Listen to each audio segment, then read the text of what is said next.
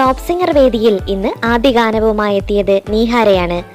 1999 പുറത്തിറങ്ങിയ വീണ്ടും ചില വീട്ടുകാര്യങ്ങൾ എന്ന ചിത്രത്തിലെ പിൻനിലാവിൻ പൂവിടർന്നു എന്ന അതിമനോഹര ഗാനമാണ് മെലഡി റൗണ്ടിൽ ഇന്ന് നീഹാര പാടിയത്. കൈതപ്രം ദാമോദരൻ നമ്പൂതിരിയുടെ വരികൾക്ക് ജോൺസൺ മാസ്റ്റർ ഈണം പകർന്ന ഈ ഗാനം ആലപിച്ചിരിക്കുന്നത് ദാസേട്ടനും സിന്ധു ദേവിയും ചേർന്നാണ്. അതിമനോഹരമായി ഈ ഗാനം ആലപിച്ച നീഹാരക്കുട്ടിക്ക് 100-ൽ 100 മാർക്കുമാണ് ലഭിച്ചത്.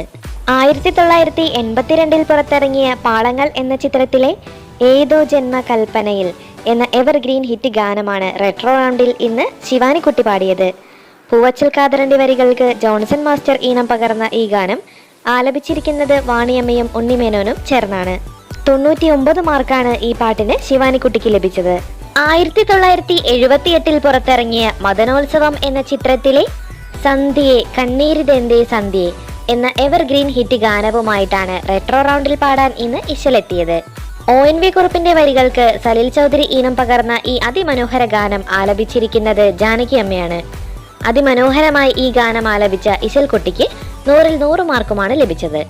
1994 പുറത്തിറങ്ങിയ വിഷ്ണു എന്ന ചിത്രത്തിലെ പനി നീരുമായി പുഴകൾ നീന്തി വന്ന കുളിരേ എന്ന മനോഹര ഗാനമാണ് ഡ്യുവറ്റ് റൗണ്ടിൽ ഇന്ന് ശിവശങ്കറും പാർവണയും ചേർന്ന് പാടിയത്.